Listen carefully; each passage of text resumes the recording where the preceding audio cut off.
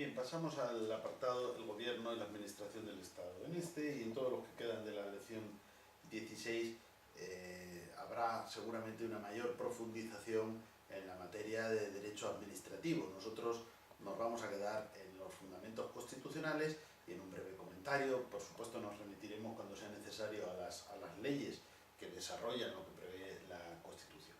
Comenzaremos por definir lo que sería administración pública, ¿no? Que sería una organización que tiene por finalidad la gestión de la acción del Estado, sometida en todo caso al gobierno y que tiene pues, un régimen jurídico peculiar. La Constitución nos establece las finalidades principales y características de la administración en el artículo 103. Recordamos que el título cuarto se refiere al gobierno y la administración, y que el Poder Ejecutivo en realidad en nuestro sistema está compuesto por el gobierno y la administración.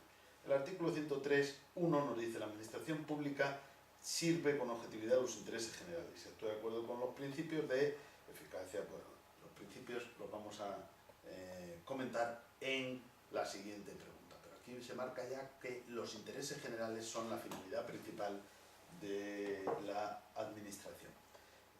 A partir de ahí hemos facilitado un esquema que detalla, es este, pero bueno, que lo hemos facilitado a todos para que lo puedan seguir más despacio, cómo está actualmente la regulación de la administración general del Estado. A partir de ahí, primero hay que decir que administración pública, como en sentido amplio, suele englobar varias, y por eso a veces se usa el plural, administraciones públicas, porque son la administración del Estado, las administraciones de las comunidades autónomas y las administraciones de las entidades locales. Pero aquí vamos a analizar solo la administración del Estado. La administración del Estado viene regulada en parte en la ley del gobierno que hemos mencionado, que es la ley 50.997 de 27 de noviembre, y más recientemente y sobre todo en la ley 40/2015 de 1 de octubre de régimen jurídico del sector público.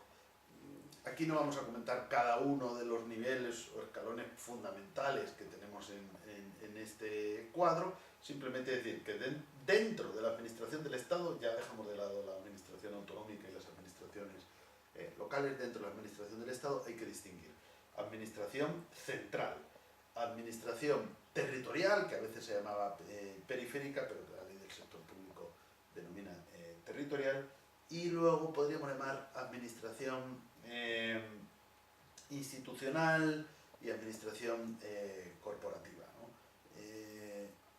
Y por otro lado estaría la administración general del Estado en el exterior. La administración general del Estado pues estaría compuesta justo en el escalón inmediatamente posterior al gobierno. Hay que decir que los ministros encabezan cada uno de los departamentos de la administración, pero forman parte del gobierno. Son, por así decir, el enlace entre el gobierno y la administración. Son el nivel más alto de cada uno de los departamentos, pero forman parte, como digo, del gobierno. Pero ya, si dejamos a los ministros, digamos, como parte del gobierno, empezaríamos en la administración por lo que serían secretarios de Estado, que pueden existir en los distintos ministerios, y secretarios generales por debajo de los secretarios de Estado. Estos pueden existir o no. Tienen que existir en todo ministerio un subsecretario para cada uno de los ministerios y un secretario general técnico por debajo del subsecretario. Y dependiendo del subsecretario, pues aparecen los directores generales y en su caso los subdirectores generales. Todo esto dentro de la administración central del Estado. Pero luego tenemos la administración territorial, o llamada administración periférica. Esta viene encabezada por el delegado del gobierno, o los delegados del gobierno. Hay uno en cada comunidad autónoma. Por debajo de los delegados del gobierno estarán en las comunidades autónomas pluriprovinciales los subdelegados del gobierno en las distintas provincias, que estarán en todas las provincias dentro de las comunidades que tienen más de una provincia. Y en las islas pues estarían los directores insulares. Bien. En tercer lugar estaría la Administración General del Estado en el exterior, que tiene su propia regulación, pero es mencionada en el artículo 80 de la Ley de Régimen Jurídico del Sector Público. Y por otro lado, en último lugar, esta ley regula también lo que llamamos sector público institucional estatal, que son organismos públicos, organismos autónomos, entidades públicas empresariales, y también la ley enumera pues, autoridades administrativas independientes, sociedades mercantiles estatales, consorcios, fundaciones del sector público, fondos sin personalidad jurídica y universidades públicas no transferidas. Esta es, en esencia, eso que llamamos administración institucional estatal. Bien. Todo esto, por supuesto, será objeto de un mayor desarrollo en la materia de derecho administrativo. Nosotros vamos a la siguiente pregunta, que es la que más interesa desde el punto de vista constitucional, relativa a los principios constitucionales de organización y funcionamiento de la administración pública. Estos están en los artículos 103 y siguientes de la Constitución. Antes hemos empezado a leer el artículo 103, que nos hablaba de que la administración pública sirve con objetividad a los intereses generales, y luego añade, actúa de acuerdo a los principios. Bien, pues seguimos ahora para enumerar esos principios. Actúa de acuerdo con los principios de eficacia, jerarquía, descentralización, desconcentración y coordinación, con sometimiento pleno a la ley y al derecho. El apartado segundo dice: los órganos de la administración del Estado son creados, regidos y coordinados de acuerdo con la ley, a esto ya nos hemos referido. Y el apartado tercero: la ley regulará el estatuto de los funcionarios públicos y el acceso a la función pública de acuerdo con los principios de mérito y capacidad, aquí nos aparecen otros principios pero específicos para el acceso a la función pública, las peculiaridades del ejercicio de su derecho a sindicación, el sistema de incompatibilidades y las garantías para la imparcialidad en el ejercicio de sus funciones. Bien, vamos a sistematizar y definir muy brevemente, nos vamos a quedar prácticamente en la definición de cada uno de los principios de la administración pública que acabamos de mencionar. En algunos casos vamos a encontrar nosotros que no están en el artículo 103, iremos a leer el artículo. En primer lugar vamos a mencionar lo que llamaríamos principios de organización y estructura, que están todos en el artículo 103. Vamos a ver, si queremos también lo vamos a esquematizar para que nos ayude a seguir esta parte de la lección. Esto se nos está quedando un poquillo así, pero luego lo borramos mejor. Ya todo esto tampoco nos hace falta. Estamos ahí en los principios constitucionales de la administración. Bien.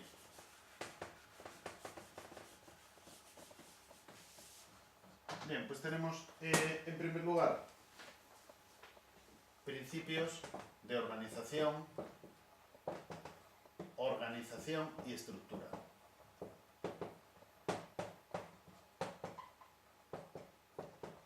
¿Cuáles son? Pues tendríamos en primer lugar el principio de jerarquía. El principio de jerarquía significa que la administración tiene una organización piramidal jerárquica, es decir, que cada órgano está subordinado a otros de rango superior. Cada órgano tiene, la jerarquía implica la obligación, digamos, del cumplimiento de las instrucciones que puedan impartir los órganos superiores. Esto luego en la ley tiene sus excepciones, por ejemplo, órdenes manifiestamente ilegales o inconstitucionales, pero la regla general es esa subordinación. En segundo lugar, el principio de descentralización. El principio de descentralización lo que establece es la distribución de competencias, esto ya lo sabemos, entre distintas administraciones, por ejemplo, entre la estatal, la autonómica y la local. Y significa que las competencias deben trasladarse en principio a la administración más próxima al ciudadano, a la de inferior nivel. Entonces, descentralización es que solo aquellas competencias que no puedan asumirse desde un nivel inferior se van a asumir desde un nivel superior. Bueno, esto puede...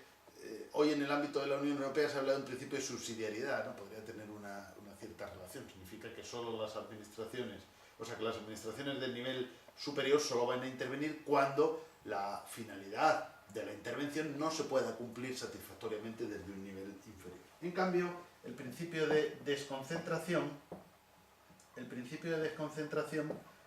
significa el traspaso de competencias dentro de una misma administración. En eso se diferencia el de descentralización, que pasa de la administración central a la autonómica y de la autonómica a la local. Aquí el principio de desconcentración es traspasar las competencias al órgano, vamos a decir, inferior, o de los órganos centrales de la administración a los órganos periféricos, con el mismo criterio de acercamiento al ciudadano, pero dentro de una misma administración. Si una competencia la puede asumir el órgano inferior, pues no tiene por qué asumirla el órgano superior, porque el otro pues, va a estar desconcentrada, digamos, esa función, y se va a poder llevar a cabo en principio de una manera más satisfactoria. Y cuando no se puede hacer así, pues entonces sí está justificada la intervención del órgano superior o del órgano central respecto al periférico. En cuarto lugar está el principio de coordinación. El principio de coordinación implica la necesidad de establecer instrumentos para poder llevar a cabo la acción conjunta de la administración cuando ésta está compuesta de muy distintos órganos, ¿no? Bien, y en quinto lugar, que ya lo hemos dicho, que la creación y regulación de los órganos administrativos se llevará a cabo por ley. Hay una, o mejor dicho, de acuerdo con la ley. Vamos a ponerlo literalmente de acuerdo con la ley, porque evidentemente la ley puede, en su caso, pues establecer otras pautas de acuerdo con la ley, otras pautas. Bien, estos son los principios relativos a la organización y estructura. En segundo lugar están los principios relativos a la organización. Principios relativos a la acción administrativa. Los de la organización son justo los que hemos visto. A la acción administrativa. Estos principios relativos a la acción administrativa serían, en primer lugar, el principio de objetividad. La administración sirve con objetividad los intereses generales. Significa que la administración tiene que seguir unos parámetros de neutralidad, tiene que seguir unos parámetros de imparcialidad en su actuación. No puede guiarse por criterios subjetivos. Tenemos, por ejemplo, toda una serie de causas de abstención o de recusación en la actuación de la administración que impide que, pues, cuando exista amistad íntima, enemistad manifiesta, familiaridad, en cierto grado, etcétera, etcétera, un funcionario pueda llevar a cabo o pueda resolver o formar parte de un procedimiento administrativo en el que estén implicadas personas con las que tenga este tipo de relación. ¿Por qué? Por esa razón de objetividad. En segundo lugar está el principio de eficacia. El principio de eficacia implica que la administración debe lograr la consecución de los fines constitucionales y legales a los cuales tiene que servir, es decir, que debe adoptar esos medios necesarios. Algunos lo relacionan también con el principio de eficiencia, que no sería exactamente lo mismo, sino que sería una adecuada utilización de los recursos para conseguir esos fines. Es decir, la eficiencia ya nos pone en la mediación o en la relación entre medio y fin de una manera más adecuada, más, si queremos, proporcional, o que implique una utilización racional de los medios públicos. La eficacia simplemente sería la consecución de determinados fines. En tercer lugar está el principio de participación ciudadana. El principio de participación ciudadana que aparece en el artículo 105 de la Constitución. Lo vamos a leer porque solo hemos leído el 103 y este principio ya está en otro lugar. La ley regulará a. La audiencia de los ciudadanos directamente o a través de las organizaciones y asociaciones reconocidas en la ley en el procedimiento de elaboración de las disposiciones administrativas que les afecten. B. El acceso de los ciudadanos a los registros, a los archivos y registros administrativos, salvo en lo que afecte a la seguridad y defensa del Estado, la averiguación de los delitos y la intimidad de las personas. C. El procedimiento a través del cual deben producirse los actos administrativos, garantizando cuando proceda la audiencia del interesado. Como vemos, son distintas vías para que el interesado o los grupos o asociaciones representativas puedan participar, como decimos, en los distintos procedimientos o en procedimientos administrativos o también en la elaboración de normas que le vayan a afectar. Bueno, y luego tenemos el principio de responsabilidad de la administración. Responsabilidad de la administración. la Administración. Este viene establecido en el artículo 106, apartado 2. 106, apartado 2. Lo pongo aquí para que se me vea bien y no la espalda. Los particulares, en los términos establecidos por la ley, tendrán derecho a ser indemnizados por toda lesión que sufran en cualquiera de sus bienes y derechos, salvo en los casos de fuerza mayor, siempre que la lesión sea consecuencia del funcionamiento de los servicios públicos. Tenemos una gran cantidad de casos en los cuales el funcionamiento de la Administración puede ser normal o anormal, puede ser